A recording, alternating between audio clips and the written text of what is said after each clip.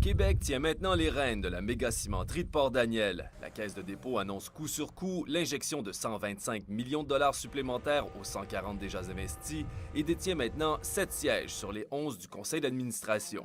La nouvelle est bien accueillie par le maire de Port-Daniel-Gascon qui voit l'avenir de l'entreprise assuré. Ce qui est d'autant plus rassurant, c'est qu'il y a une société américaine qui a investi 125 millions.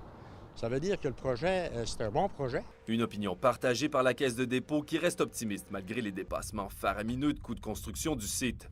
La moitié des dépassements est attribuable à la main-d'œuvre qui roule à pleine vapeur pour arriver à temps sur le marché au printemps 2017, alors que McKinney sera une des seules cimenteries à correspondre aux normes environnementales en vigueur. Pour les citoyens et visiteurs de Port-Daniel, peu importe qui commande, tant que les fourneaux se mettent à chauffer. Le principal, qu'elle fonctionne. C'est tout. La Gaspésie a besoin de ce projet-là.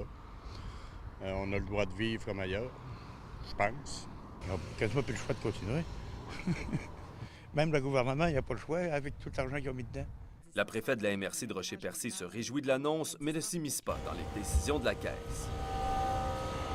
Mais un investissement aussi important dans le projet, autant sur le plan financier que politique, soulève aussi des doutes, particulièrement dans la foulée des derniers événements à l'interne, alors que Québec montrait la porte au PDG Christian Gagnon. C'est toujours notre argent. Dans tout, dans n'importe quoi, qui ose n'importe quoi, c'est notre argent. Fait que, en tout cas, j'espère que ça va fonctionner. C'est la deuxième fois qu'on injecte un montant assez substantiel dans ce projet-là. On n'en arrive pas à bout. Il doit y avoir plus de surveillance pour contrôler ça. Là.